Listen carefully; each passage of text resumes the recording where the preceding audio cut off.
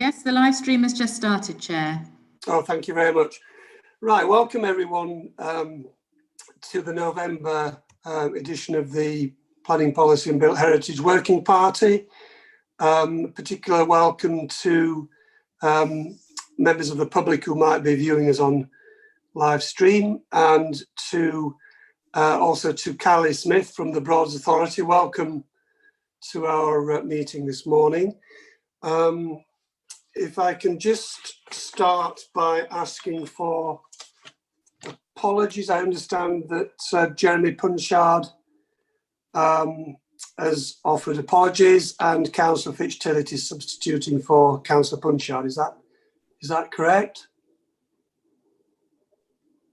Yes, that's correct, Chair. Is that correct? Thank you, Emma. And we also have a permanent replacement in Councillor Nigel Pearce for Councillor Duncan Baker, which I think we ought to acknowledge probably at this stage. So moving to public questions. Do we have any, Emma? None received, Chair. And so to item 3, the minutes of the last meeting in October. Have we all had a chance to look at them, and are there any amendments or comments regarding the minutes? No? So I propose that they are a true and accurate record. Do I have a seconder? Yes. Councillor Heinrich, thank you very much. And if we can all show hands, please. Thank you very much. Let me just have a look at, before we go further, if I can just ask those attending the call to go off the video link if they're not speaking, and if they're not committee members. The reason for that is it just assists Linda and Matt in the governance of the meeting to handle it better. So if I can just ask you if you would do that. And if you wish to speak, if you could use the blue hand, that's enormously helpful to enable us to manage who wants to join the meeting, and obviously unmute as you do. So moving to item 4, items of urgent business. Do we have any, Emma? No items of urgent business. No items, thank you very much. Item 5, declarations of interest. Do we have any declarations of interest, either pecuniary or non-pecuniary, in any of the items on the agenda, please?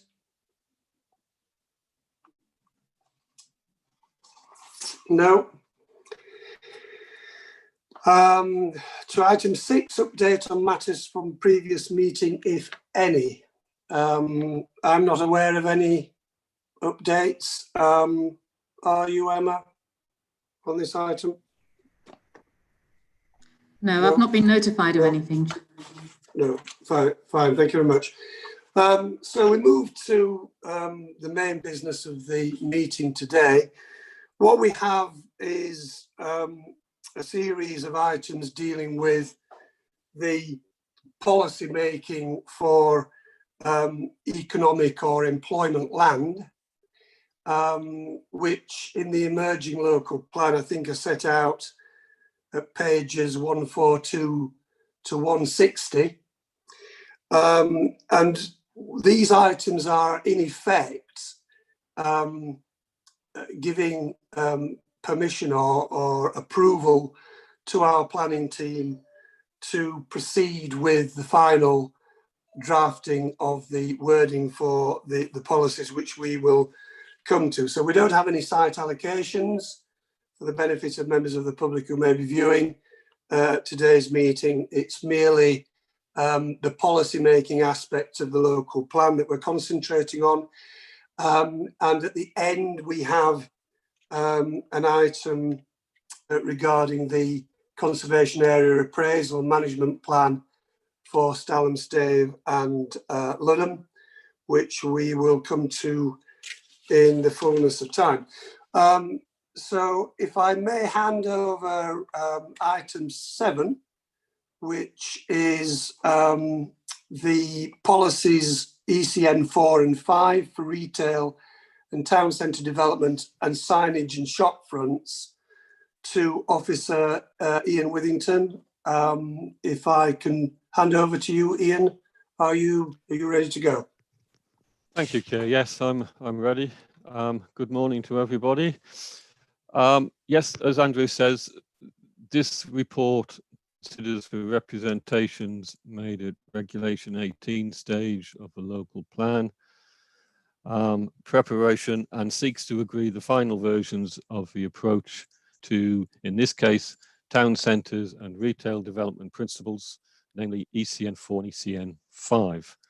The report starts on page 5 of your appendix pack, and the policies are contained in appendix 2, which starts on page 23. ECN 4 principally sets out the approach and decision-making framework to town centres and retail development, while ECN 5 is a new policy covering signage and shop fronts, which seeks to ensure due regard is given to shop signage and frontages so that they respect our historic towns. For information, copies of the relevant feedback and summaries are contained in Appendix 1, which is page 13 of your report. However, it should be noted, as indicated in the report, that the approach has been significantly shaped by national policy and informed by evidence through supporting national planning practice guidance and our retail and main town centre uses study, which was previously endorsed by this committee. Much of this, and in addition, section on recent permitted development rights has been added to the report for your reference in section 4. It's not particularly relevant to the policy, but I thought it was relevant to background information for yourselves. My intention is to provide a brief summary and background to the policy approaches, reference national policy and the feedback, and how we've incorporated that and updated the policy. I will just share that policy on the framework on the screen as we talk, if you just bear with me. I shall get that up.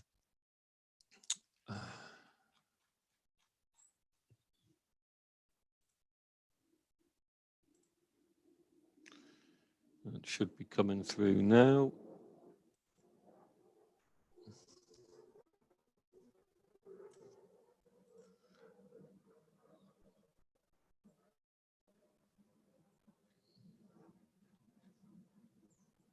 And hopefully you can all see that now. I'll start with ECN 4. The purpose of this policy is to maintain and enhance the vitality and viability and sustainability of a district's town centres.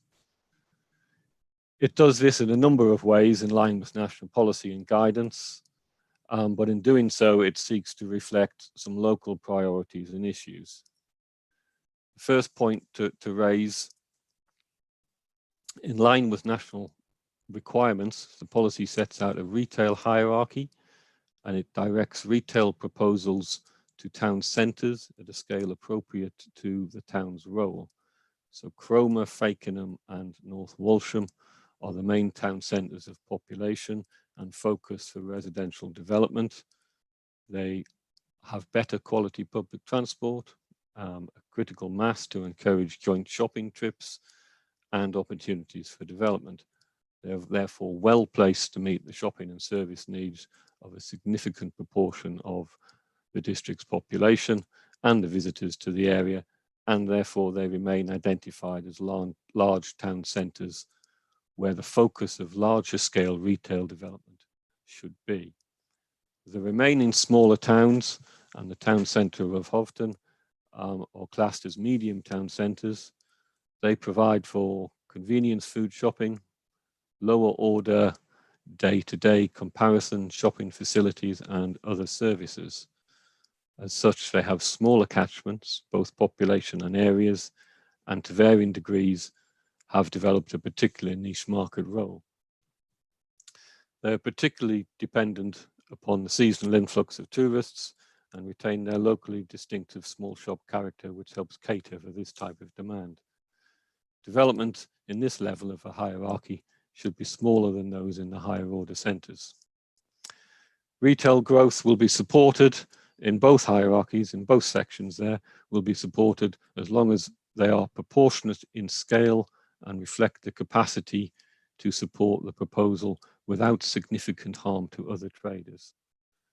The policy seeks to direct growth on a sequential basis, first to the primary shopping area, then edge of centre, but only if it cannot be accommodated in the primary shopping area and will bring positive benefits.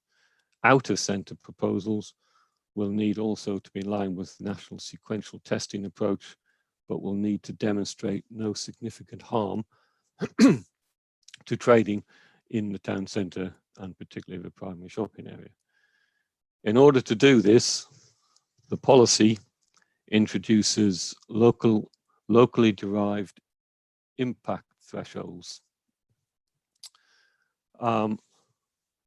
where support for development will be particularly dependent on a demonstration of the identified impacts of any proposal on the existing retail, office and main town centre uses. The evidence from the main town centre and retail study establishes the baseline expenditure capacity to support new growth across the districts, and as such also informs the quantity and growth that could reasonably be accommodated over time. And this provides a guide. I'll just move up a little bit off the policy. So at Regulation 18 stage, we did publish this table. It shows the available expenditure to support growth. And some might say that's not a lot, and they would be right. So you're looking at sort of in convenience shopping, the largest capacity to support growth would support floor space growth of about 1,124 square meters gross in North Walsham in the next, or up to 2026. It's slightly more available up to 2036, but I haven't put those figures down. That's a considerable time away, and these sort of forecasts can technically become less robust in 20 years' time. So I'll only put the 10 years on. But that gives an indication that there is, even with the amount of growth coming forward, there is not that much expenditure capacity to support retail development. And that leads into the establishment of the impact thresholds, which are lower than the national threshold in the MPPF, which is 2,500 square meters. And it gives us a level of control over any larger scale proposals coming to our towns.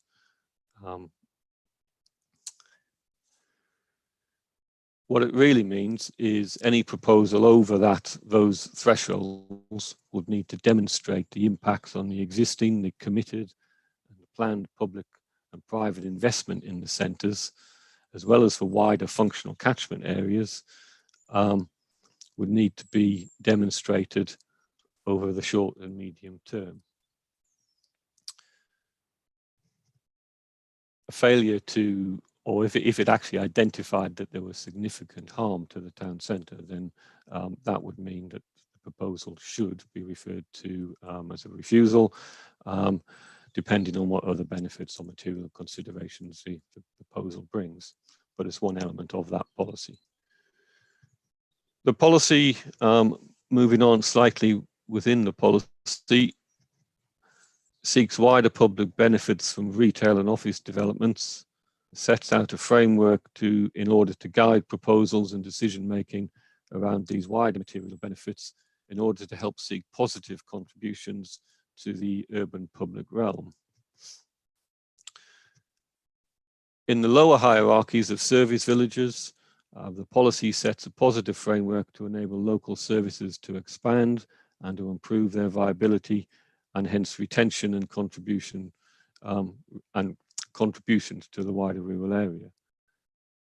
The policy has also been developed with the Broads Authority.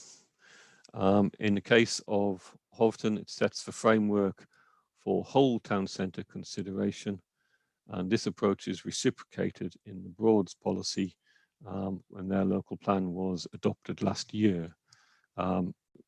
You will know that part of the town centre of Houghton falls within the Broads Authority, so any application should be considered in its entirety. Feedback on these policies is contained in section 3 of your report. I'll give a very brief review of that. The feedback was generally supportive of the approach. Parish and town councils that chose to respond sought generally greater protection and public realm improvements. Some asked for the primary shopping area to be extended. I will say that they requested that, believing that in doing so would provide for greater protection from change of use of their shops. However, I would say to that, the primary shopping area is a policy tool mainly from which edge of centre and out of town centres are determined, and from that you help determine the sequential and the characteristics of the impact test. It's not a mechanism that would actually protect the usage within the town centres. If you set the primary shopping area over too large an area and away from the main retail element of the town centre, development town centre is concentrated, it would lead to the exact opposite of what they wished for. In other words, you potentially get more retail and office development in the wider town centre and the urban areas of the town. Having said that, Stalham primary shopping area and Cromer primary shopping area have been enlarged in light of feedback. The areas to the east and west of Stalham, as previously requested by this working party, have been included, and Cromer now includes areas of Bond Street as requested by the town council. I've also tweaked the policy with specific reference given to public art in line with Cromer Town Centre. So you'll see where I'm hovering on my cursor, we've put in specific reference to wider public benefits, which could include public art and public realm. It's worth adding also at this stage, as I mentioned earlier, there's been a gradual erosion of the type of policy influence that local planning authorities can introduce through local plans. There now exists a significant national permitted development rights.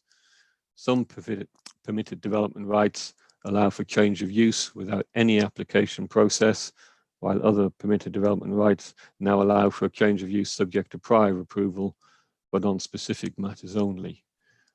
I've put in the report in section 4.4 to 4.8, a table which summarizes a lot of those changes, which is directly out of the National Planning Policy Guidance. And it just emphasizes that we don't have that much control over usage. You know, shops can change to cafes, cafes can change to offices, various ones can change to residential, etc. Statutory bodies were largely supportive. The approach was broadly in line with national policy. Developers such as Kelling Estate and Trinity College did seek greater flexibility in the countryside, and Trinity College, which of course is developing the Fakenham site, thought that higher impact thresholds would be in their interest. But the only thing I will say to that is they provided no evidence to substantiate such an approach. As such, only minor clarifications and alterations have been made to the policy. which are obviously highlighted in red, so we can see what they are. I have one more policy in this, which is EC5. This policy covers signage and shop fronts. The policy is a new one and specific to help ensure a greater consideration is given to street scene, amenity value, and the historic nature of our district's high streets, particularly or directly in relation to shop frontage and signage. The feedback from Regulation 18 sought to give increased weight to the Council's design guidance in the policy, and as such, the policy has been amended to be in line with our EVN 9, which is high quality design policy, which seeks applicants to demonstrate conformity to the design principles rather than have regard to. The only thing I will say there is the review of the design policy is yet to come before members of this working party, and any changes in this aspect to the approach will need to be followed through to ECN 5 if there is any changes requested at that stage. But in the meantime, I've changed the wording to the same as the design policy in effect that proposals should conform to the principles set out in that SPD. That is, or they are the two policies. I'll just bring up the recommendation.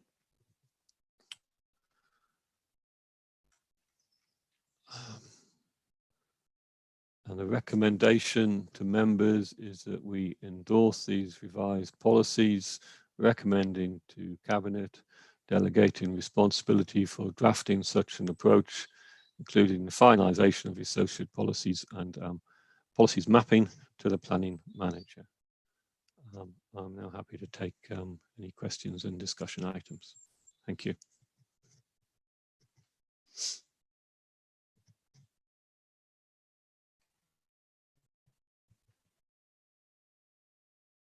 You're on mute, Andrew, if you're speaking. Sorry, I beg your pardon. Would you be so kind as to take the graphic away from our screen? Thank you very much. That's great. There we go. Well, before I throw this open to the floor, can I just ask you, Ian, if the point raised by Sheringham Town Council to extend the primary shopping area boundary, as it were, northwards to include both sides of the high street, is that feasible from your point of view? The area to the north of the existing primary shopping area, I would conclude, does not meet the definition of the primary shopping area. National policy defines that as where retail is concentrated. That's those sections of the town is not, it does not, retail as in A1 use is not concentrated within there. So I'm not proposing to amend the town centre boundary down to the north of the town, no.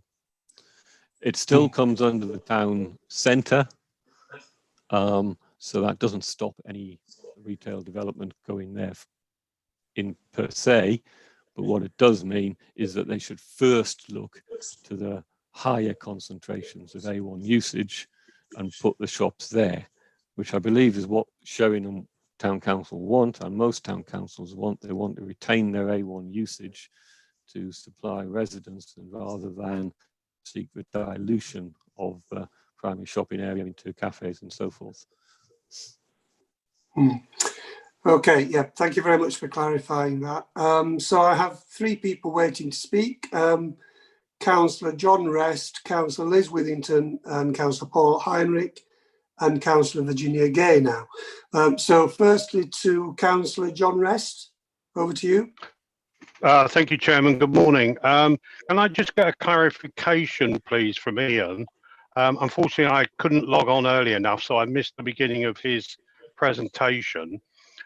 Ian, could you just, did I hear you say that the larger settlement, of which Fakenham is, has good public transport links?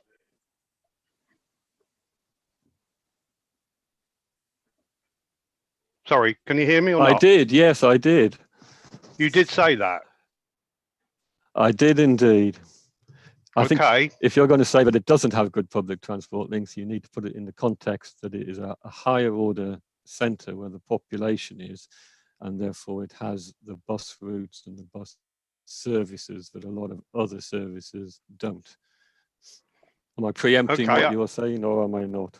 No, you are preempting what I'm saying, and I think that Okay. I think when people read it, certainly in the Fakenham area, are going to question the word good. I would use selected public transport links is fine. As you know, we don't have a good, what we consider to be a bus service. We can't even get a bus from here directly to the NNN hospital. There isn't one, which is really disgraceful. You know, and we can't even get into North Norfolk. You have to keep changing buses. It's not easy for people. Yeah. And I have to say, I think the word good public transport links is slightly misleading.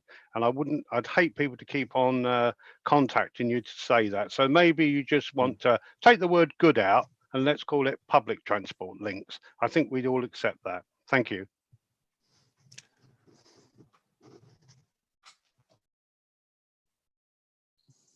Is that okay, Ian, so far as you're concerned? Can we I think agree it that? was just in my that was just in my verbal delivery. All right, okay. What I was trying to say was the higher order centres are the places where retail development, residential development is concentrated, and as such, that is the foundation of service provision. So in order to improve that is where we want to concentrate growth in to the larger town centres, which provides a better momentum and growth to be able to support improved services. Yeah, fine, okay. Well, I'll take the point, yeah. Yeah, fine, that's great. Can I go to Councillor Withington? Thank you, Chair, and good morning, members and visitors. Ian, I've got it's a point of clarification again, really, and thank you for clarifying what you said about the PSA area in Sheringham. That was helpful. This links to that in a way. We've sort of seen a growing demand for little bits of retail and different types of businesses on the seafront, and I just wonder whether this policy of restricting to PSA first and then edge of town and etc., whether that allows for that kind of development, because I was thinking things like the Sup Shack and the new pizza application that we've had, whether that is flexible enough for that or whether it needs some consideration on that front. The approach is in line with that laid down by national policy. So national policy itself says retail development should be directed to primary shopping centre areas, then edge of centre, then edge of town. So we have to work within that framework.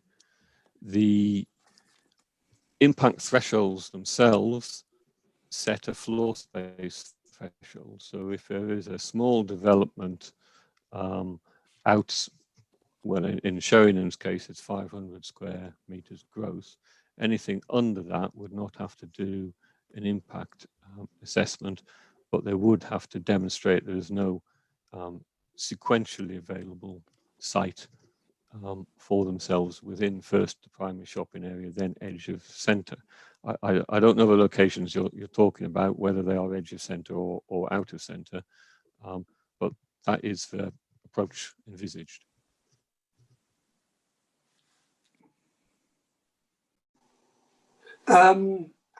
Does that deal with your query, Councillor Withington, I presume? I mean, it does, and I can see you're constrained by the national framework, but I am concerned that we could potentially, you know, the seafront is our biggest asset in a way in Sheringham, and it would be unfortunate if we ended up being constrained of what could develop and what was perhaps wanted by the community and visitors. by the fact that you're supposed to be looking in the town centre, whereas those businesses, they want to be on the seafront. That's the reason that they want to exist. That's Well, the just my policy- concern. Sorry. I would say the policy includes this whole element of wider public benefits. So in order, I mean, the seafront itself is very well connected in Sheringham to the town centre. So any applicant would need to demonstrate that. What are the wider public benefits, and what are the improvements which it's bringing? And the framework is there to allow that to happen. Thank you. Right. That's what I wanted to hear. Thank you. Okay. Next to Councillor Heinrich and then to Councillor Gay, and I have two other councillors waiting also. Councillor Heinrich. Thank you, Chairman. Good morning, members. With regard to ECN4, which I overall welcome, there is the issue, I think, the future viability of town centres and retail in particular following COVID, with the very fast move to online shopping. In North Walsham, we've got a particular problem that most of the town centre shop units are very small and therefore not viable for larger retailers, and possibly not even viable in terms of developing further cafes and other more leisure orientated uses. If we're going to get more retail, which we will need with the Western Extension, can we be sure we can allocate sufficient land for new, modern, larger units? The only area really being the Vicarage Street car park, and would that be protected potentially for future retail development? Thank you. What we've got is the retail study itself showed us that available expenditure capacity to support new retail development. North Walsham has the largest amount of that. It reflects the intended growth.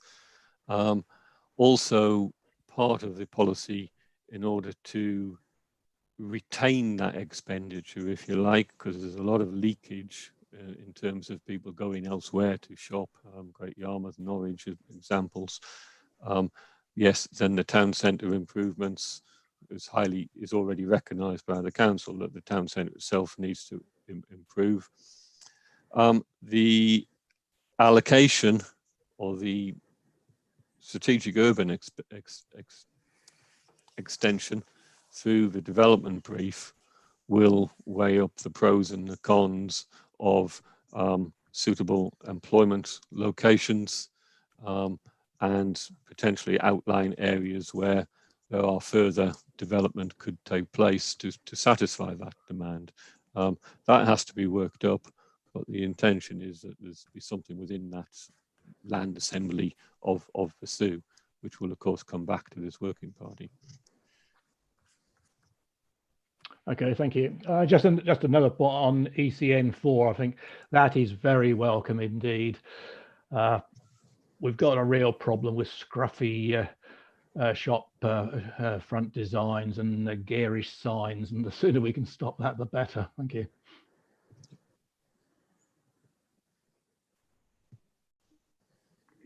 Thank you, Councillor Heinrich. Can I go to Councillor Virginia Gay? I noticed that some comments have been put in the appendix from members in North Walsham already. And I presume, Councillor Gay, that you want to expand on those comments. Yes, Chairman, thank you. I think this has been a good process, and I would like to endorse both of these policies. I appreciate the reference to North Walsham members. I would like to put it on record that this was a cooperative process. We met, we had a draft, we critiqued it, we submitted it. So all of us were involved in those comments. And in particular, I would like to say that I welcome the mention of wider public benefit and public art in policy ECN4. I think wider public benefit, that may be a very useful addition in the future, and I'm grateful for it. And as Councillor Heinrich has said, Signage and shop front, people often think this isn't terribly important, but there is a very cumulative impact if you have bad signage and inappropriate signage, and our market is a conservation area, so signage is of great importance to us. So I especially welcome the toughening up of some of this language here, which we asked for, to conform with design principles, and also down at the end to remove the regard to wording. I always feel that regard to wording is very weak. I can have regard to something and then decide to do exactly the opposite. So I am very grateful for the drafting amendments which we see here in these policies. Thank you, Chairman. Thank you, Councillor Gay. If I can move to Councillor Dixon.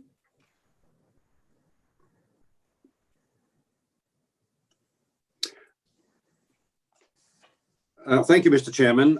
My question comes in two parts. The first part is, do we have enough forward-looking policy provisions to reflect the changing shopping trends and the needs of commerce and the retention of historic character?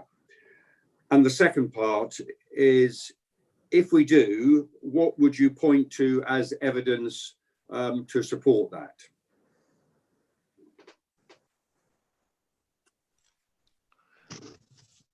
I would point to one of the environmental policies, which is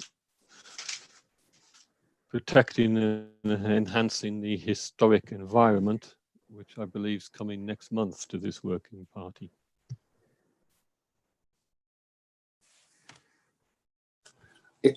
Ian, that's a very succinct answer for a two-part question. I think the first part, I need a confirmation from you that you feel that those particular aspects of policy are adequately provided for within this set of policy proposals in the first instance. And yes, you've pointed to one aspect which supports the retention of historic character, but I think probably of equal concern would be the ability of town centres to evolve with the needs of shopping trends and the needs of commerce in the future. I think I would say, in terms of the historic environment, obviously the local plan itself will contain a number of policies on that, not least the design for historic environment one, but also that approach to town centre, which seeks to demonstrate an impact of a proposal on that town centre. That can take many forms, not just the trade diversion that it potentially could give, but also the shape and the format of it, what it looks like, etc., and how it could enhance or detract from future public investment. That's one side of it. The other side is the permitted development rights and the use class order that we have. Those use classes, obviously A1, which is retail, A2, which is more the offices, and there's the financial side. Then we have the cafes and restaurants and takeaways, 5 and so forth. Those different changes of uses allow flexibility within the planning system and where they should potentially locate. What I alluded to in the permitted development rights is the changes being brought forward by the government within those that does allow changes from shops to financial and professional services without planning permission, financial and professional services, betting shops, payday loans can also change without any application. A restaurant or a cafe or a hot food can also change to financial or professional services, and hot foods can move to a restaurant or a cafe. So there's various things coming through which we have absolutely very limited control over. but in a way they allow flexibility of uses within a town centre. And also in planning national policy, there's new guidance being introduced that supports pop-ups, pop-up units to encourage the take-up of empty units under permitted development rights. And empty premises can be used for shops, offices and restaurants as well for conversion. But the real premise of national policy is that they don't really want to see any vacant units. They would rather have something in it than not, and therefore they've introduced the permitted development rights. Does that answer a little bit better? Yes, Ian, that's a much fuller answer, although I just would press you on one point, and that is that by implication, you might like to just confirm that you are satisfied that there is enough flexibility, enough forward-thinking provision there to account for the way in which those changes are likely to take place in the future. Within the policy itself, yes, I think it sets a good framework for the council to go forward. Thank you very much for that. If I can move to Councillor Grove-Jones. Would you like to come in? Good morning, everybody. Thank you, Chair. It was just to say, Ian, how pleased I was to see that you had amended the plan for Stalham High Street. As you know, you and I had one or two rather, well, I'm going to say not controversial, but pointed discussions about this. It is amazing how fluid our shops have been in Stalham High Street, and we have seen growth in the end section of the High Street, which was outside the protected retail area, which is around the fish and chip shop and the vets, etc., etc. So I think it tells us as town district council members and those of us who are still town council members how our retail elements are changing. I'm slightly concerned about these permitted development rights, Ian, because you could have 4 betting shops all setting up at the same time. And I can remember many years ago that there used to be controls on, which again you and I had talked about, how many shops of a particular kind could be allowed in one retail area. Now, your previous head said that there were no controls now over this, but it just try to say to you, payday loans shops, etc., are fine. Betting shops are fine in their place.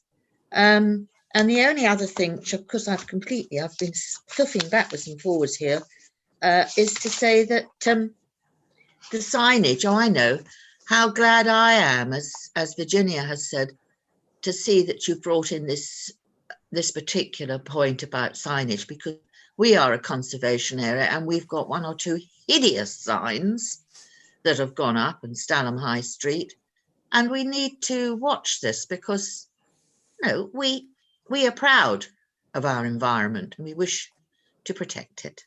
Thank you.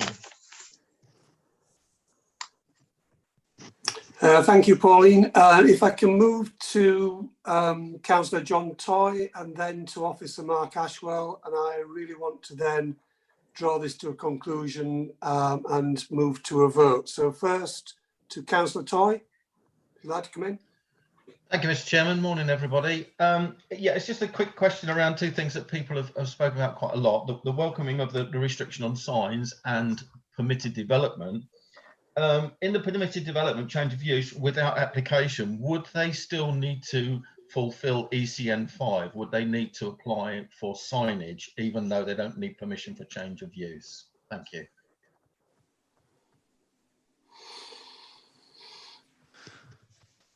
That's a good question. Yes, I believe they would still have to conform. Mark might be able to answer that better than me, I think. He might come into it. But the actual permitted use, I believe, would be the change of use. They would still have to conform to various other policies within the local plan. Mark, would that be correct interpretation? Yeah, so shop fronts, so that's removing the shop front and replacing it with another one, requires planning permission. So this policy would bite. Sometimes requires listed building consent as well. So we get an application for listed building consent. Advertisements are covered under separate legislation. So they're covered under the advertisement control legislation, where you're entitled to consider visual appearance and highway safety issues. One word of caution, just like there are extensive permitted development rights for changing the use of buildings, there are also quite extensive advertisement control rights for advertising. So a lot of non-illuminated fascia signs, small projecting signs and so on wouldn't fall within the remit of any planning controls at all.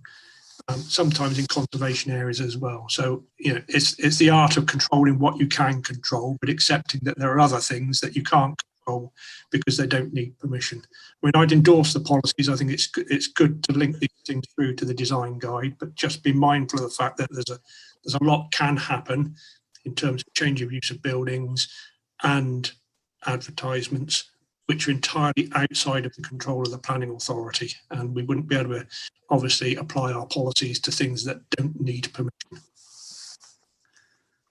Thank you. Thank you for the clarity on that. Right, I think that we have covered this quite comprehensively. I'm proposing to just recap on the recommendation. It's that members endorse revised policies ECN 4 and 5, recommending to Cabinet and delegating responsibility for the drafting of such an approach, including that of finalising the associated policies and mapping to the planning manager. Can I have a proposer for this recommendation, please? Councillor Heinrich, and a seconder in Councillor Grove Jones. Thank you very much. And if we can move to a show of hands. All those in favour? Any against? No. And any abstentions? No. Are we agreed on that, Emma? Can I just check with you on that? Yes, that looks unanimous, Chair. Thank you very much. Thank you. So moving on to item 8 on your agenda, which is the drafting of policies ECN 1. So numerically, we're going backwards, strangely, but which is employment land, ECN 2, employment areas and enterprise zones and former air bases policy, and ECN 3, employment development outside of employment areas. Now, I have on the agenda both Officer James Mann and Officer Ian Withington. Are you both moving this forward, or one of you instead of the other? Can I just? Chair, I'll be taking you through the next few policies. Okay, thank you, James. Over to you. Yeah. Good morning, everyone. Thank you, Chair. Your report, or this section of the report, starts on page 27 of your packs, and obviously the policies there are in Appendix 2 of that same report. So essentially, I'll be taking you through these 3 policies. So the one on employment land, employment areas, enterprise zones and former air bases, and employment development outside of our employment areas. And collectively, these policies seek to provide a flexible approach to the amount of employment land that will be available over the plan period, and also sort of sets out what kinds of employment uses can come forward on those employment sites and also outside of them. And obviously it's worth sort of mentioning that these policies have been shaped in line with national policy and have regard to all of the feedback from the Regulation 18 consultation, which is set out in full in Appendix 1 of your report. So what I'll try and do is just a quick sort of brief summary of the consultation feedback, take you through a few of the main changes, and then we can go to the sort of any questions.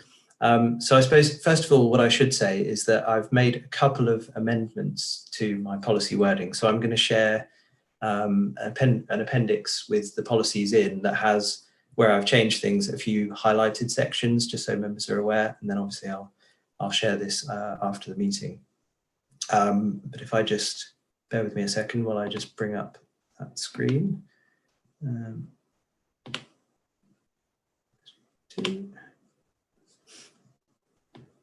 So hopefully everybody can now see my screen.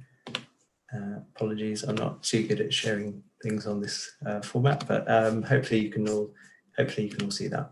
Yes, I think we can, James. Thank you. Okay, that's perfect. Okay, so policy ECN1.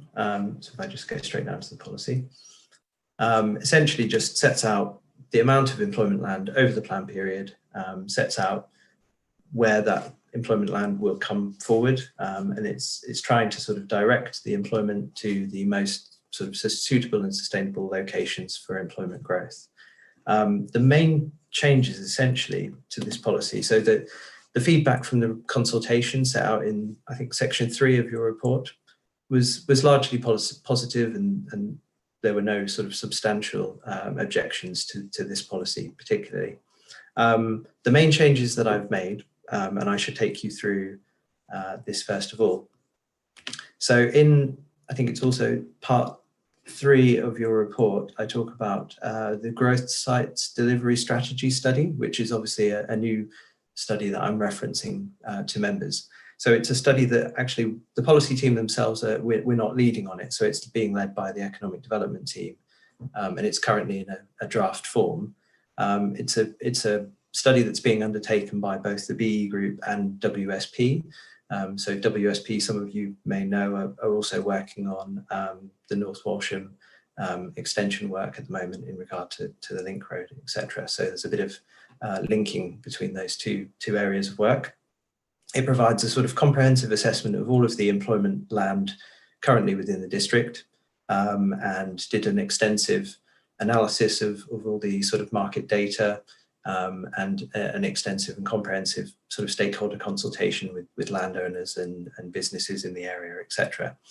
And obviously these quantums that I've updated in the policy are a reflection of what the work that's been undertaken through that study. So these are really essentially the main changes that I've made. The study also sets out a number of, or a range of scenarios for future growth over the plan period.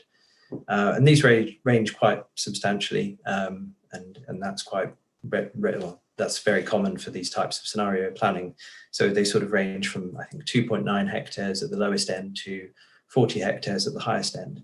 Now, as members can see in this policy, so we're proposing a total, or allowing for a total of 264.25 hectares of employment land over the plan period. So that's the total quantum that we're protecting.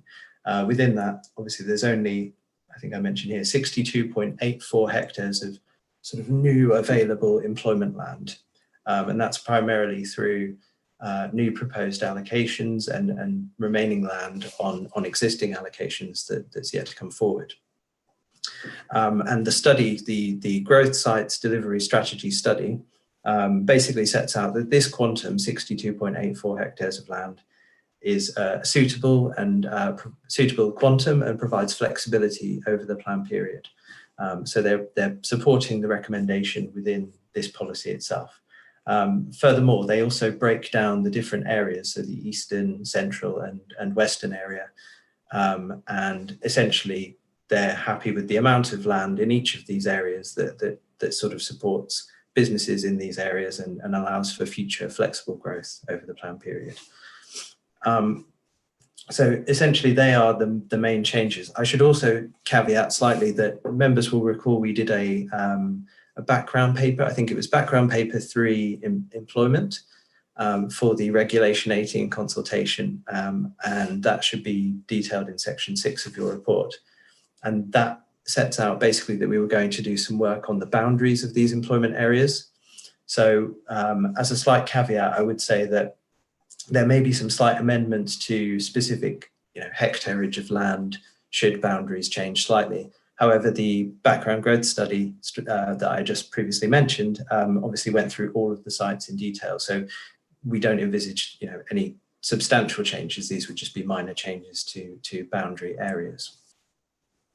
So policy ECN1 is fairly substantial then. So that's just those changes. Coming on to policy ECN2, I have made a couple of changes, and I should mention this first of all. So I've made a couple of changes to the use classes. So obviously, as Ian previously mentioned in regard to retail, there has been some substantial changes to the use classes order. And I believe that now B class 1 is now something called class E, G, or something like that. So I've made a slight change to that. And I think that's worth mentioning, that we'll obviously look into these in much more detail and make sure that they are all sort of consistent and up to date with the latest use classes order. But I believe B2 and B8 are still the same. So yeah, they are the only changes to this policy that's different from your agenda packs. So policy ECN2, the purpose of the policy, I should say first of all, is to, once we've set out the amount of employment land, this policy essentially sets out what kinds of uses and what kinds of businesses we would allow on these employment areas. So these are primarily setting out what types of uses can come forward on those designated employment area sites, and sets out a detailed criteria as to those things and how that can come forward. Furthermore, it also sets out the employment uses on enterprise zones and what we would allow on former air bases. There are only essentially, the feedback again was largely positive, and the only real changes that I've made to this policy are adding in on the former air bases that development proposals should be for employment generating uses, just as a point of clarification. And also I've made a slight amendment to the appropriate marketing period, just to set out that even though that should be agreed in writing on a case-by-case basis, it should be a minimum of 12 months. And they are essentially the only changes to that policy. And policy ECN3, which is the final one in this report, the purpose of this policy is to set out what employment uses we would allow outside of these employment areas, and also to try and seek to provide some protection for existing employment areas that are not designated as employment areas, if that makes sense. So again, we had limited feedback on this, and there's no real substantial changes to the policy. I have just tweaked a few bits. So one part in regard to Bacton Gas Terminal, the Environment Agency set out that those applications that come forward there must be supported by an environmental impact assessment. So we've added in that wording. And I've just made a few changes to sort of clarify that we are talking about existing employment uses outside of those designated employment areas. And again, I've changed also the marketing period within the footnote for that policy. So again, set out that it should be for 12 months. So largely these policies remain unchanged. And let me just bring up the recommendation. So the recommendation on page 34 of your report is that members endorse policies ECN 1, 2 and 3, recommending to Cabinet and delegating responsibility to drafting the approach to the planning manager. And I'll be happy to take any questions if there are any. Thank you. Thank you, James, for taking us through that. I'm just going to open up to the floor. Before I do so, would you kindly take the graphic away, James, if you don't mind? Yep. That's great. Thank you very much. So I have three people in the room, Councillor Dixon, Councillor Heinrich and Councillor Withington. If I can go to Councillor Dixon first. Yes, thank you, Mr. Chairman. But by way of introduction, it's my experience that the challenge is not in the allocation of employment land, but the challenge is in the delivery of employment land to meet employers' needs. And I've got really three questions that relate to that. My first question is, do we have enough choice of employment land sites to meet the differing needs of businesses?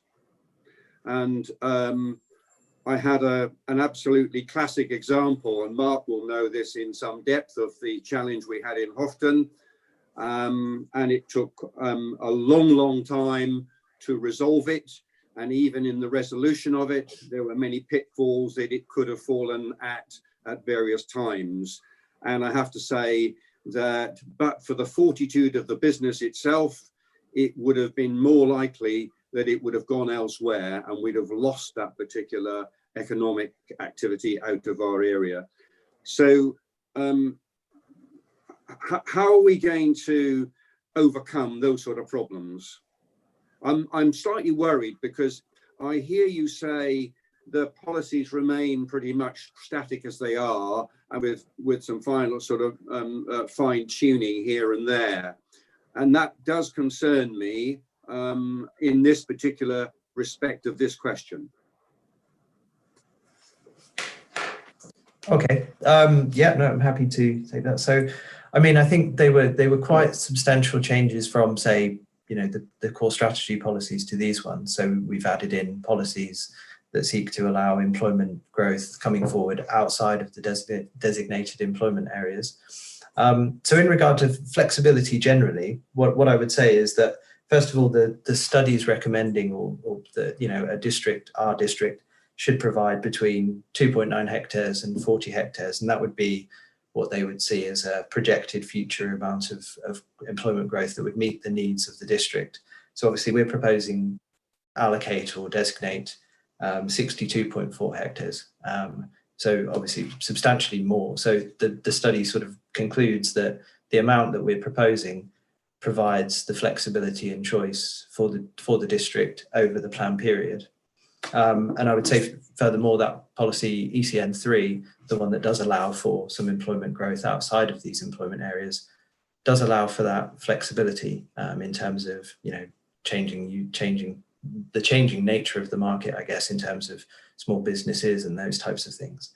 And the other point that I would say is that the growth study that is not being led by ourselves, but obviously has helped inform policy ECN1. The first part of that study looks at the market and looks at what's happening in the district.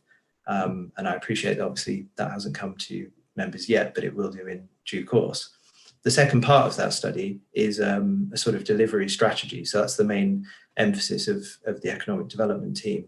So that will look at some of the sites specifically and set out how these can come forward and any sort of help and or any ways of helping these sites to come forward over the plan period. So that piece of work will eventually come to members, but for the purposes of the policy and allocating the land, that study has given us the conclusion that we're providing enough flexibility and suitability over the plan period. So I don't know if that answers your question fully. Or... I think it answers it in part, but if I can just focus in on the example that I gave you, which is Houghton, I see that there are no new land allocations, because it's one thing to have allocations across the district, even when you split the district into eastern and western areas.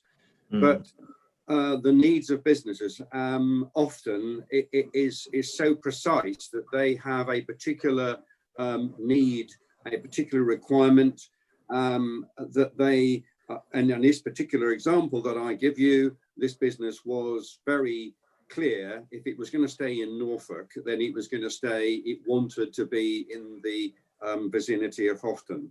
And, you know, although we've got here 2.11 hectares of undeveloped employment area, the problem often is the case that the landowner may well not be willing to negotiate an acceptable arrangement with the business concerned. And I'm mindful that it isn't just Houghton. I'm mindful that over the past few years, we've lost businesses that would have come into Cromer, but for the availability of suitable employment land. So I'm not satisfied personally that we have necessarily allocated enough land in the right places to meet future needs. And as I said earlier, it's one thing to allocate, but quite another to ensure delivery is available when businesses want that space. So I'm not sure, and I come back to Houghton, why are we not proposing new allocation in Houghton? Okay, yeah, no, I think that's a fair point. I would say, first of all, that obviously we're trying to look very strategically at the district, and I know that's not the answer that you would want. But what I would say is that, first of all, obviously we can only allocate land that is put forward to us. So essentially it has to be put forward for those particular uses. So what we're trying to do is protect the existing employment land, making suitable employment allocations where the land is available. The latest sort of evidence sets out that essentially in each parts of the district, we would have enough choice and flexibility. But I think what I would say in this specific case that you're referencing, policy ECN 3 would provide the opportunities for that. So say, for example, there were landowner issues on the available 2.1 hectares of employment land.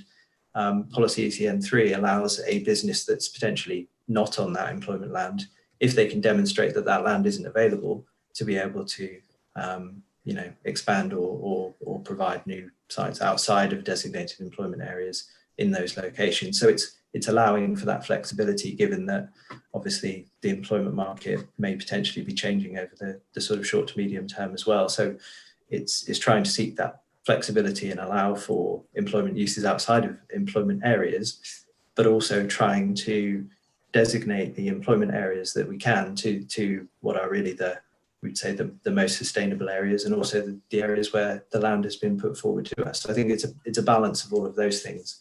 And I would say that the study, which looked extensively at the market as well, sort of recommends that, or suggests in its conclusions that we are providing enough flexibility over the plan period in all sort of, although albeit slightly at a higher level, but central, eastern and western areas of the district, there's enough flexibility and choice there in the market. So I don't know if that answers the question, but I would say mainly ECN 3 would allow for that.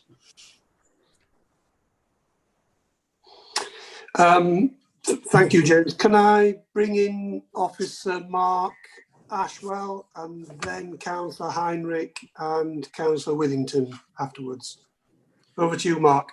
Yeah, so actually James got to the point that I was going to largely make, that policy ECN 3, employment outside of designated employment areas, is to introduce precisely the flexibility that I think Councillor Dixon is arguing for. So to illustrate this with the case he raises in Houghton, we had a proposal which was essentially contrary to policy because it was not on an employment land. So it was an uphill struggle for the applicant to make a case to go elsewhere because it was in designated countryside. Whereas under this policy ECN 3, that proposal would comply with policy, subject to a demonstration that it met the criteria in the policy. So it shifted to a much more permissive approach to employment generating proposals which are not on employment land. And that is deliberately to address this problem we have in Houghton as an example, but we do have the same problem in Cromer, that designated employment land at a bit of a premium.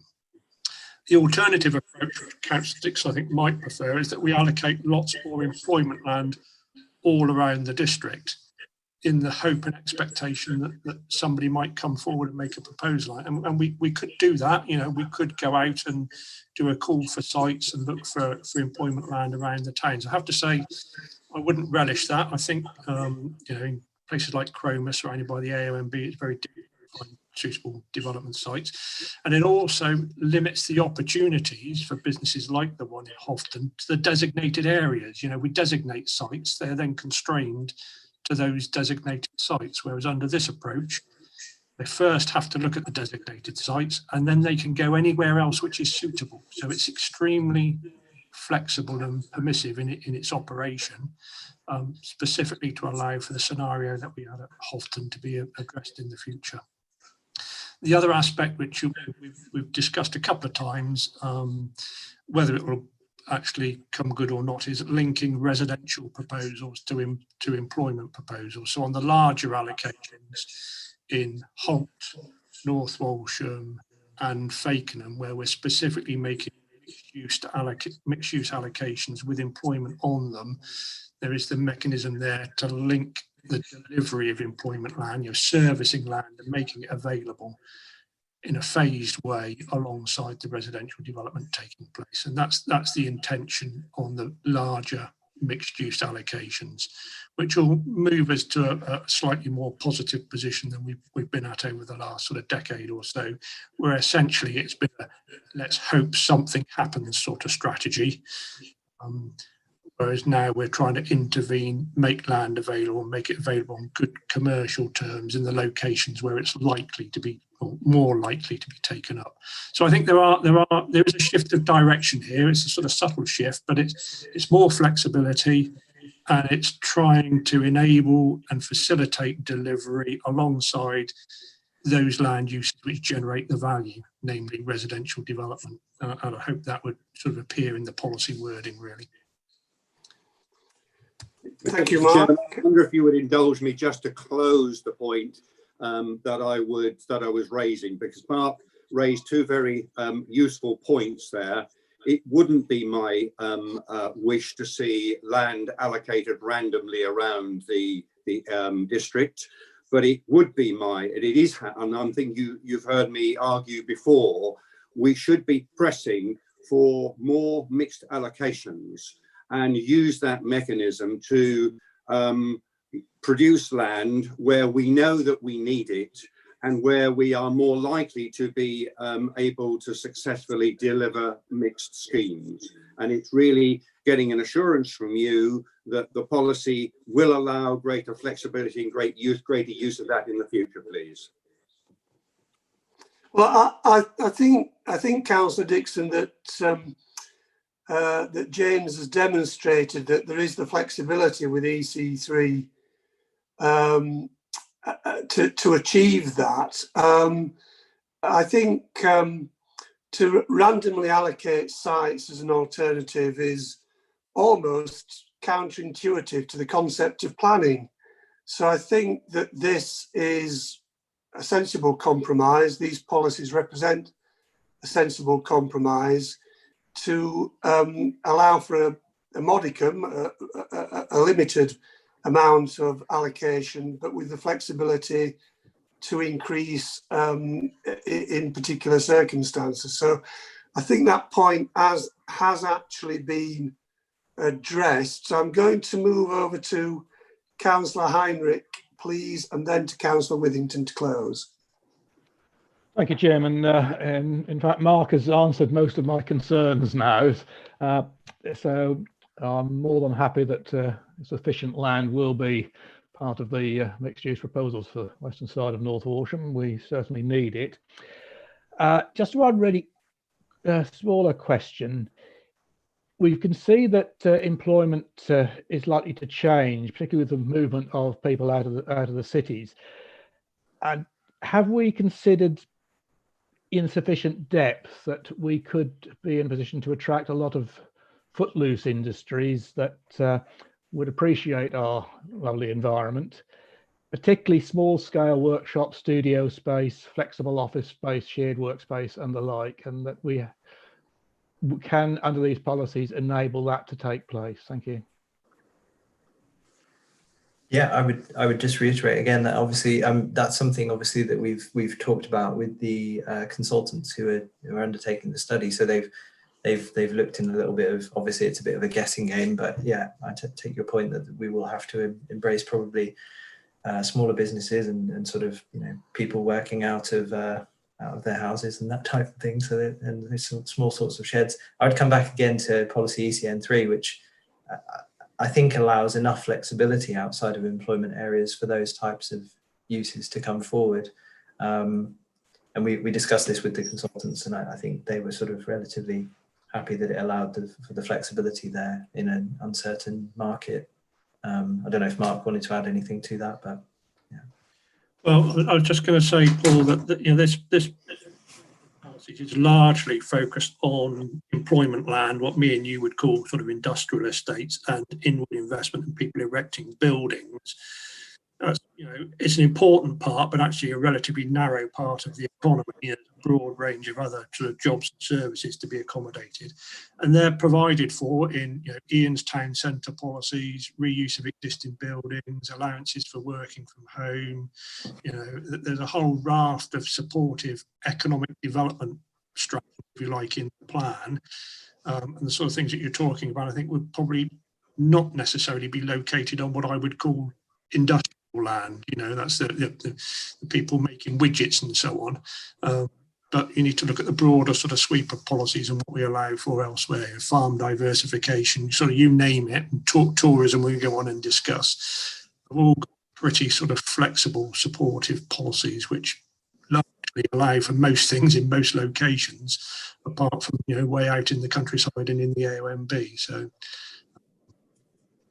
I don't know whether that helps really, but it's not just about focusing on land where people are going to erect new buildings. There's lots of other things which are allowed for in the policies. Thank you. That's good. I'm happy with that. Thank you, Mark, for that. Can I just move to Councillor Withington, please? Thank you, Chair. Again, it's about some clarification, really. The policy, quite rightly, gives that aspiration for broader balanced economy, and I think for places like Sheringham in particular and Cromer, that's really important. I was a little bit concerned that there appears to be a reduction in Sheringham through the loss of the Kingsland site to switching it to residential. However, in the table on, I might have read it wrong, in the table on page 52, the Sheringham application appears unchanged. So I'm really looking for some clarification on what the view is on that piece of land, because I know the Town Council are keen not to lose that as employment land, because it literally is the only employment land we have. And geographically, even with ECN 3, it would be very difficult with our physical boundaries that we have to find more land. So that's my question for clarification, please. Okay, it might take me a second to see if there's anything in the report, but obviously I would say that the quantums, first of all, that I've taken are from the growth site study, so they would have done their assessments throughout the summer. So there may be some changes following that, but I'm not sure of the specifics. Whilst I'm trying to faff around, I don't know if Mark knows any more about the actual site itself and elaborate. Yeah, I think Liz, what I'll do is I'll come back after the meeting and confirm this, but my recollection is there's no to further reduce the employment land designation in Sheringham beyond what's already happened through the consents which have been granted. So Kingsland's engineering, the Norfolk Homes offices and little lock-up units at the back there, as far as I can remember, would all be retained as a sort of small employment area, and the presumption would then be that they are retained in employment uses. I don't ever remember in a discussion about that changing, and it certainly wasn't the intention to designate it as residential. But if you don't mind, if I can confirm that after the meeting with you, Liz, and check back on the reports, because I'm doing that little bit from memory. Yeah, that's lovely. Thank you very much. Much appreciated. Thank you. And if I can bring in Councillor Pauline Grove-Jones. Pauline. Thank you, Chair. It was just to say that, as you are aware, Mark and James, we have a mixed development within Stalham, which is the Hopkins site, which has caused lots of problems because, as Paul said, people who may be willing to come out and have workshops and diversify, they're not prepared and probably can't afford to build them themselves. So we're looking at development sites for the developer to build the units. And this has been going on now for, it must be 9 years. The other thing is we have 2 developments, or 3, around Stalham. We've got Sands, which is the agricultural service, and I think they build their actual machines, which is on the outskirts of Stalham, which was to expand into the field next door, which is owned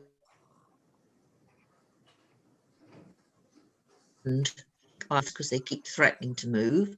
We would hate to use that. And we have another development at Catfield with that huge mushroom site, which is in the pre-app at the moment, which has been empty for 30 years. And we now have another pre-app development on the borders of Catfield and Stalham at what was the Nichols Garden Nursery, I think, which is for crop spraying application. So it's interesting that the larger applications are the ones that are coming through quite strongly. And it's the small workshop developments, Paul, which we just don't seem to be able to facilitate. That's all. Thank you.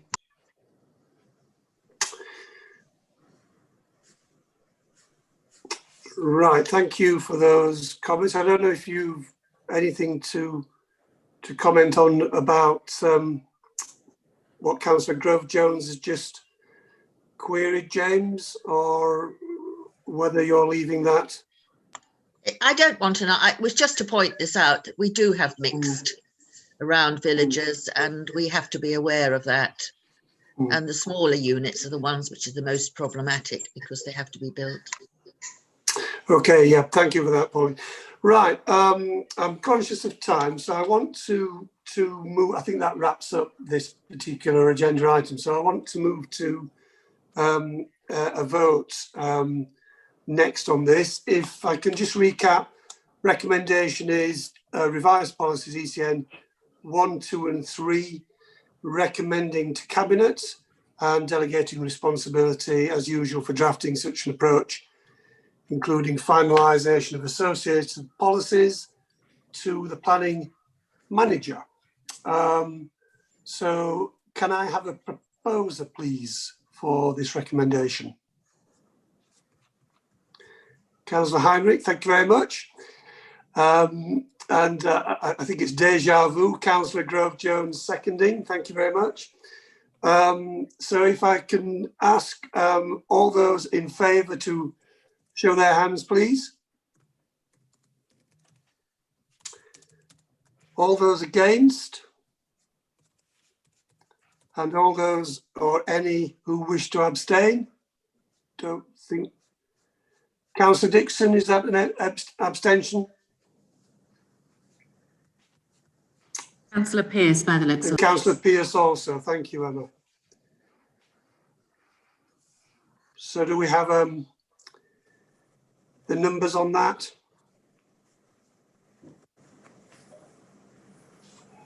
It's 8 in favour and 2 abstentions. Thank you very much. So that is carried. Thank you. So we move on to agenda item 9, pages 57 to 106 on the agenda.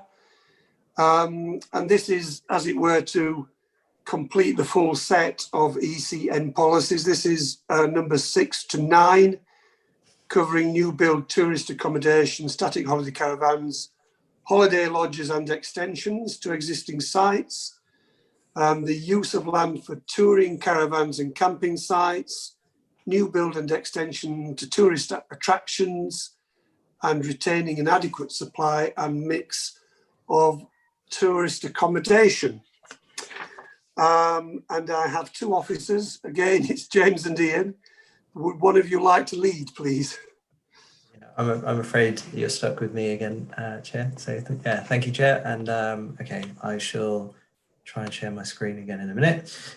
So yeah, it starts on page 57 of your report pack, I believe, these policies, and then the policies themselves are set out in Appendix 2 of that report.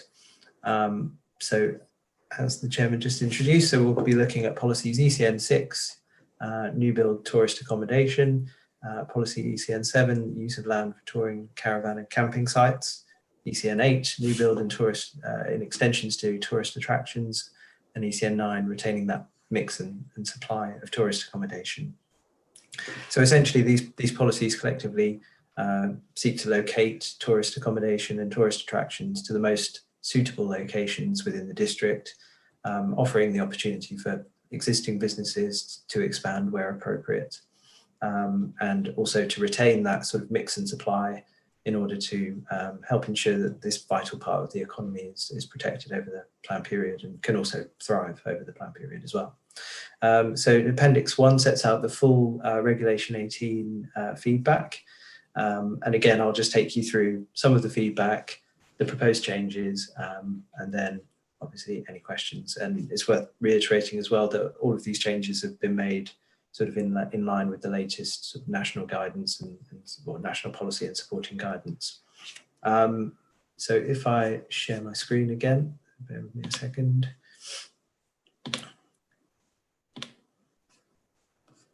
So I think we're on the right page. Can everybody see that? Is that okay? Shout if you can't. So policy ECN 6, first of all. The purpose of this policy is essentially to set out where the appropriate locations for new tourist accommodation can be set out. So I suppose it's worth mentioning, first of all, that in section 5 of your report, members will recall that in, I think it was the October Working Party, the coastal policies were brought to you. So it's worth mentioning that not only is this policy in line with national policy, but it's also consistent with policies SD11 and SD12 in regard to coastal management areas.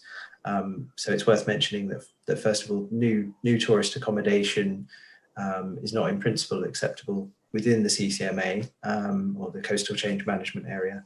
But this policy does allow for a bit of flexibility and tries to be consistent with policy SD11 and SD12. So there may be some further clarification there. So I've added in a new paragraph in regard to evacuating or adequate warning and evacuation arrangements, just to make sure that's consistent with policy SD11. So the feedback from the consultation was relatively mixed, I would say. So some were sort of suggesting that it was too restrictive, whilst others were sort of suggesting that it was too permissive. And obviously wanting to highlight that there was, that caravans have an impact upon the landscape, and not to put economic development and tourist accommodation ahead of environmental protections. Sorry. The Environment Agency commented that adequate warning and evacuation measures should be put in place or mentioned within this policy. So that's the reference again to policy SD11 and SD12, which members will already be aware of. So the main changes, I've added in the word holiday in front of caravans, just to provide clarity that these are not permanent residential caravans, these are holiday caravans. The paragraph on the coastal change management plan to be in line with policies SD11. And in the policy itself, I've tried to add in wording in regard to the enhancement and protection of the landscape. So just as a slight caveat set out in section 6 of your report, the demonstrable net gains in biodiversity is something that's sort of set out in the Environment Bill, which is still yet to receive royal assent. So obviously any changes that we make in future to the environment policies, which will be brought to you, I believe, in the next few months, we would then go back and make changes to this policy to ensure they're all consistent. But the main aim of adding this into the policy is just to ensure that there's further protection for ecology, and also there would be any application within these areas has to meet a sort of a higher bar, as it were, in terms of landscape protection and looking at the defined special qualities of the AONB, etc. I've also split out this policy because previously it also included expansions within the same wording. So I've just sort of split this out and tried to say that for new proposals, this would be undertaken under these criteria, and for extensions to, they would have to also meet the same high ecological standards. And then all proposals would have to provide a coastal erosion vulnerability assessment. So again, that's in line with policy SD11 and SD12. And if I take you to policy ECN7, so the purpose of this policy is to set out the locations that are appropriate for touring caravans and camping sites. So slightly different to the previous policy, which looks at static caravans and the like. Okay, so the feedback from this policy, largely emphasising the importance and the need to protect the landscape and ecology. And also there was a comment from the Environment Agency regarding flood risk, which we've amended in the policy. So the main changes, again, the need for a vulnerability assessment within the coastal change management area. So that's reflected in this part here. So that again takes into consideration policy SD11 and SD12, which members will already be aware of. The change to criterion 4, just to be in line with the Environment Agency comments and to sort of set out that proposals should have regard to national policy in when it comes to flood risk and sequential tests, etc. And the final change is that, again, this enhancement to biodiversity and protection of the landscape. So again, if there's any changes to those environment policies, then we would seek to change these to reflect that. Moving on quickly to ECN 8. So the purpose of this is looking specifically at tourist attractions and where these both new build tourist attractions and extensions to existing tourist attractions would be allowed. The feedback was largely supportive. I think it was the Kelling estate who set out that there shouldn't be a blanket ban on or blanket restriction on development within the AONB and the heritage coast and undeveloped coast. But I would just say to that I think that obviously national policy sets out that these areas do need to have the highest level of environmental protection, and that this is I would say the correct approach towards this. So the changes again are essentially the landscape and biodiversity change that I've made through the other policies. We've also added that into this, and we've essentially removed a couple of bits, although the wording is essentially exactly the same as it was before, because it was we felt that those two sections weren't necessarily relevant to actually to the policy itself, as that was already sort of explanatory elsewhere. And the only other so I think that is all of the changes that we've made to this policy. And in regard to policy ECN 9, which is the last policy that we'll be looking at in this report, looks to protect the supply of tourist accommodation within the district, especially where in some cases they may provide some additional services and facilities. The Regulation 18 feedback was quite limited on this policy, and there were no significant issues raised. And so there are only a couple of very minor amendments to this policy.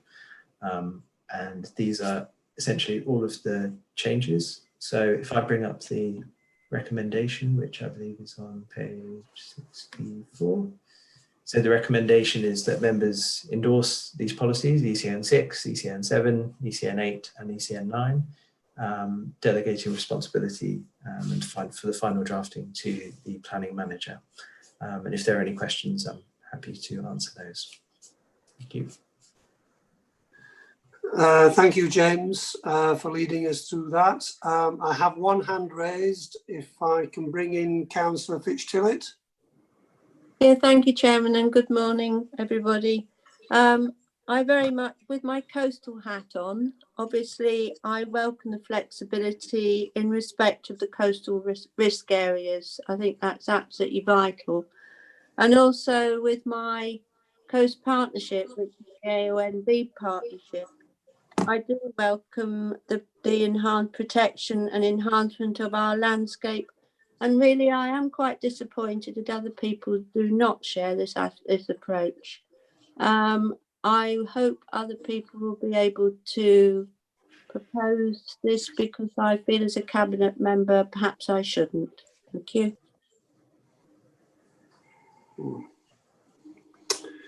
Thank you for those comments. If I can move to Councillor Gay, if you'd like to come in, thank you. Thank you so much, Chairman. I wanted to praise the added support for biodiversity gains, which we see in policies ECN 6 and I think ECN 8. I've just been checking that last September, it was noted that Britain failed 17 out of the 20 UN biodiversity targets. And the RSPB has said that it's actually worse, that we've actually moved backwards in some of those cases. So I want to say thank you so much, and I definitely support the policies. Thank you for that. Councillor Harry Blathwaite, would you like to come in at this stage? Yeah, it's just a comment as much as anything. With land use for touring caravans and camping sites, this is really redundant, given that the caravan club exploits and rides roughshod over any planning restrictions. In Sea Palling, we have a caravan site that is occupied all summer. This year we'll have sites for 80 touring caravans, and we have no way of restricting this.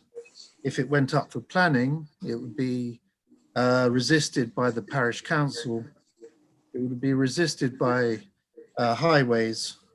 It would probably be resisted by the Environment Agency. And I feel really quite frustrated that we cannot have any influence on this.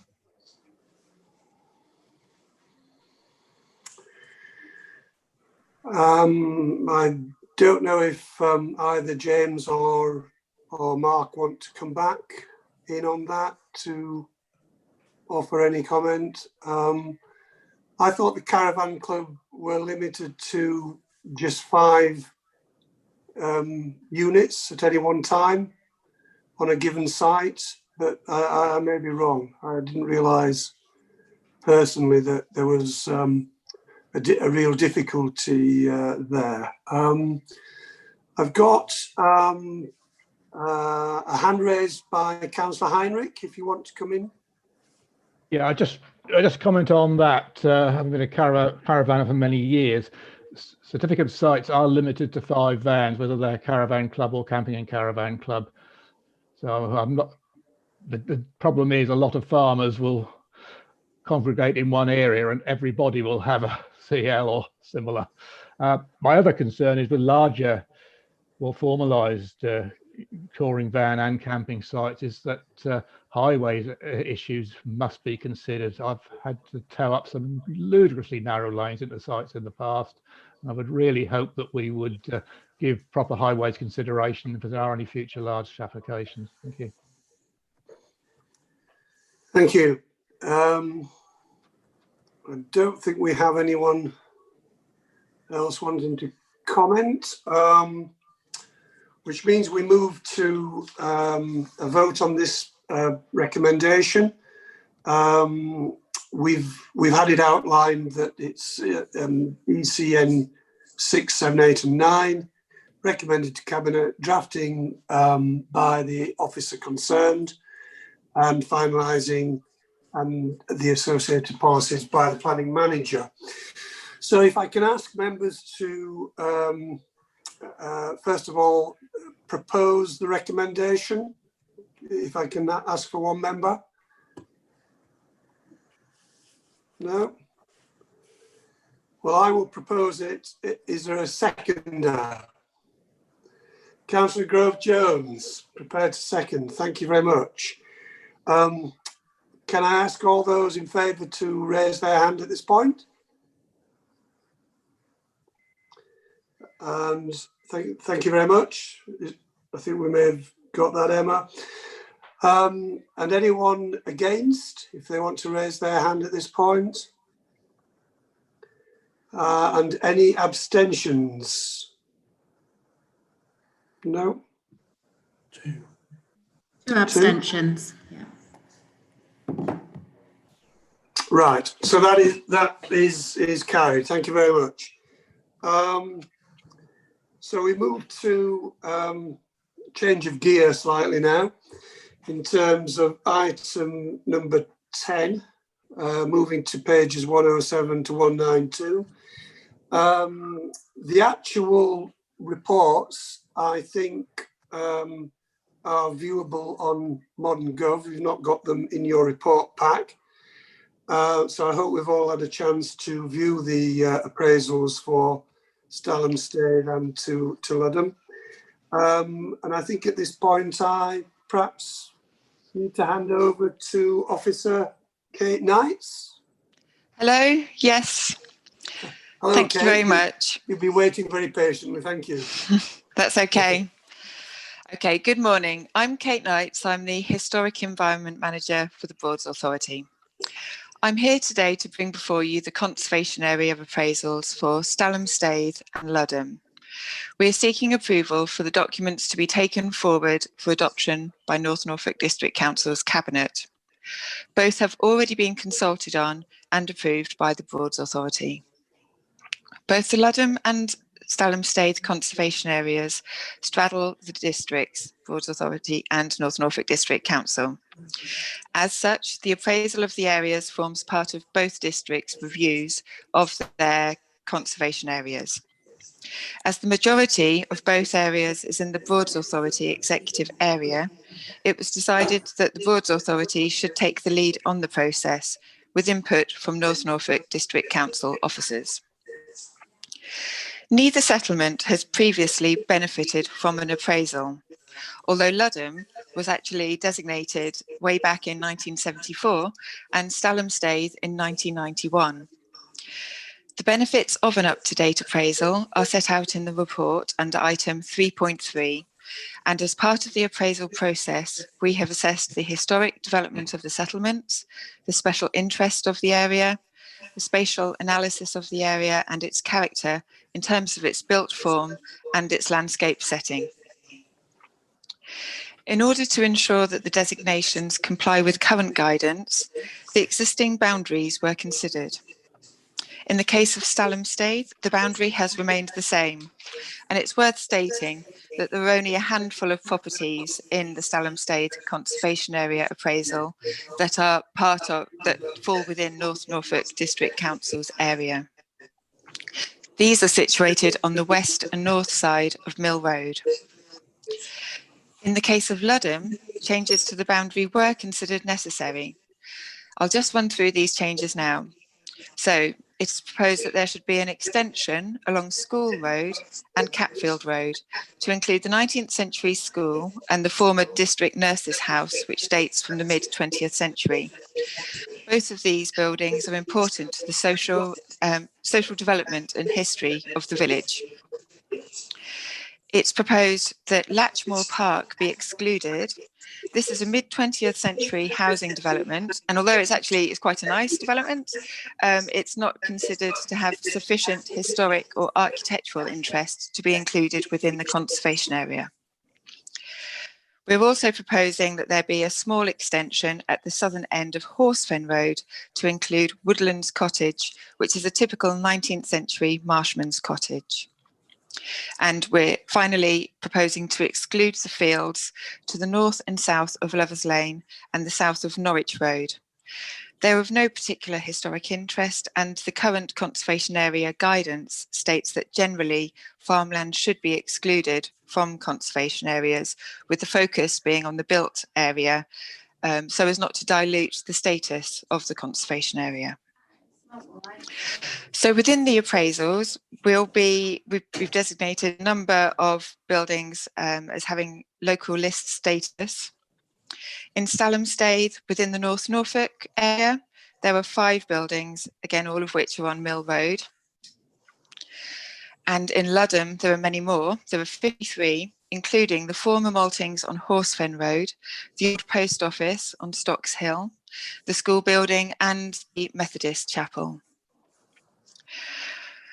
So consultation has been carried out at Stalham-Staithe. This was in 2016.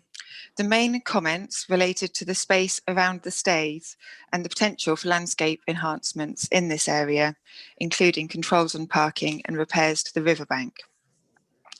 At Ludham, we carried out consultation between March and May this year. Unfortunately, the planned public events that we had had to be cancelled due to COVID restrictions. So in order to ensure that we still properly consulted, we extended the consultation period. We had several notices in the village newsletter, and we had signs and made sure that there were staff available by phone, letter, email, all manner of means in order to answer people's questions and to receive comments. The most commonly raised question here related to the removal of farmland from the conservation area, but once we explained, respondents generally understood why this was the case and that there was no ulterior motive.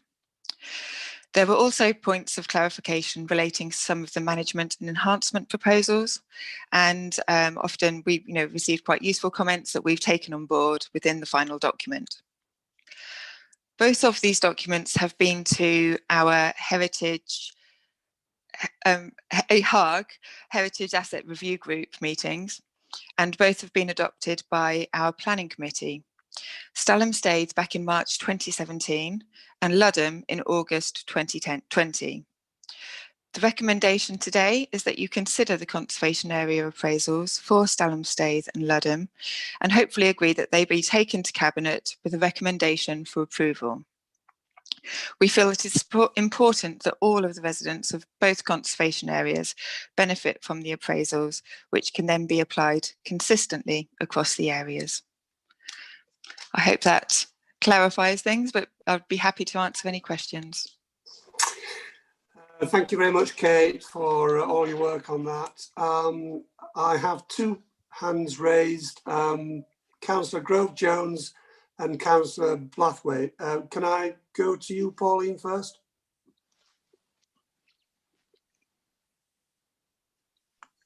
Yes, thank you, Kate, for that presentation. As you probably know, and those of you who do know Stalham, know that the Town Council has been very proactive with the Staithe group forum, and we have now purchased the Staithe. We've taken the actual land over, thank goodness. There's been a lot of work done down there. Yes. The riverbank's been supported.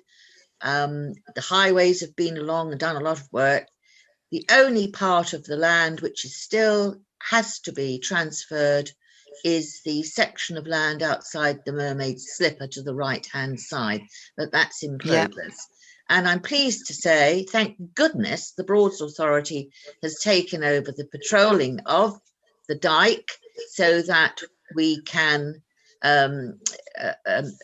watch how many liverboards are actually moving into the area. I don't mind liverboards if they're paying their way, but unfortunately the 1 or 2 that we had permanently were not. But yes, it does mean that we can now have tourists, people who wish to visit Stalham can come up and I was going to say park there, sorry about that. Hey, sorry, I know. Moor there. Yes. The picnic area has been revamped. We've got new benches and tables, and it looks really nice. And people are actually saying how pleasant it is. What a pleasant area now.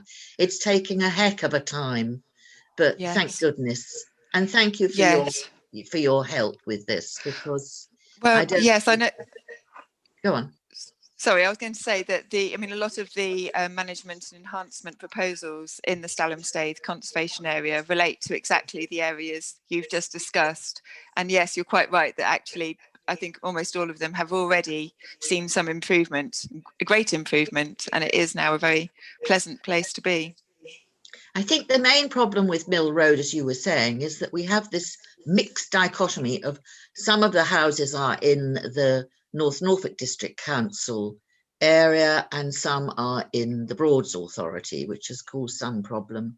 And we also have some problem with the Marshman's cottages at Utopia, etc., where unfortunately the Broads Authority gave permission for demolition for one of the 300-year-old cottages some years ago, but I understand it's still standing. That did cause an awful lot of unrest, as Nigel will know, when this first came up. And what can I say? I mean, there aren't many of them left, but I believe it's still standing. I haven't been down because they've blocked off the road. Nigel, do you know any more on that one? Mr. Chairman, do you wish me to respond to that? If you would briefly, Councillor Dixon, I'd be grateful. Succinctly, no. Thank you very much. That was succinct. Can I move to Councillor Blathwaite? I believe you want to come in at this point. Yes, just as the representative from North Norfolk District Council on the Broads Authority and a member of the Broads Authority Planning Committee and the Hague Committee, I'd just like to commend this to the to your good selves and thank the officers of the Broads Authority for all their hard work and the very sensitive and inclusive way they have approached this in Ludham, where I am a resident, though I am not, it's not in my ward. But I would say that the ward member, Councillor Adam Vardy, is very supportive of this as well. So thank you very much, officers of the BA. Thank you. Thank you, Councillor Blathwaite. Yes, if I can just refer members to the chat facility, and Councillor Varley has sent an email in to Democratic Services because he's unable to join us this morning. To just summarise it, he is very, very supportive of this appraisal. He appreciates the efforts of the team putting this together and of those at the Broads Planning Authority as well. In very difficult times due to the pandemic, he is in agreement with the removal of Latchmoor Park as a farmland area for reasons which Kate gave to us. And is also glad that the school and the district nurses home are included within the area. It brings clarity to management of trees in terms of it, being a protected tree preservation area in view of it having conservation status. And he is impressed by the quality of the work done to bring this appraisal to us. So that just summarises basically what Councillor Varley has said in his email. So I'm grateful to him for that.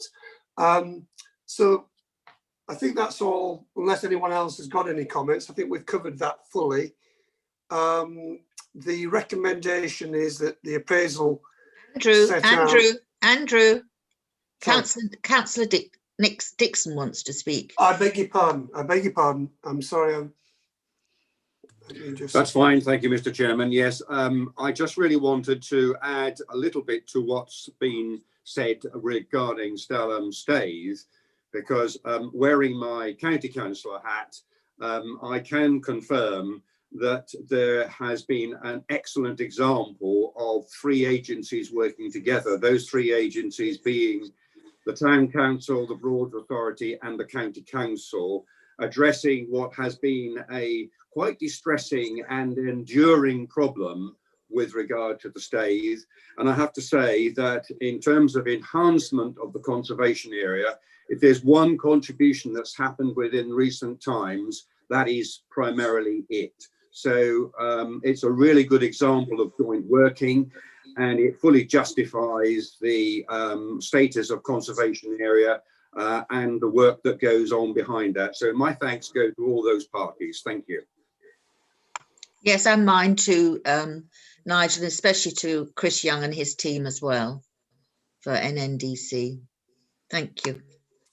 Yes, yeah, I would entirely endorse those comments. Well done to Kate and to Chris on the team for the work that they've undertaken. Unless anyone else wants to make a final contribution, I propose to move to the recommendation, which is to refer this appraisal to Cabinet for consideration. I think we need to take a vote on this, Emma, if I'm not mistaken. Yes, Chair, as it's a recommendation to Cabinet, if you could take a vote. Yeah, so if I can have a proposer and a seconder, please. Councillor Grove-Jones proposing and Councillor Dixon seconding. Thank you very much. So if all those in favour can raise their hand. Do we have that, Emma? Yes, it looks unanimous to me, Chair. Thank you very much. That's unanimous. Right, thank you very much. Moving on to item 11. We don't have any other business stemming from item 4 because there was no urgent business. I don't think we have any matters requiring exclusion of the press and public, and we don't have any exempt matters arising under items 13 or 14, unless I'm mistaken, Emma? No, nothing I'm aware of, Chair. Nothing you're aware of. Right, so we've, I think, dealt with everything on the agenda at this point, and we're running up to midday, so that's a very convenient 2-hour stint this morning. Can I thank you everyone for attending? Can I also thank in particular the officers for the work that they've done in bringing these reports to the working party. We can see how much detail and how much work goes into these reports, and we are very grateful to you for it. So I think that concludes the business for the November working party, and I wish you all a safe future until the next meeting. Thank you very much, one and all.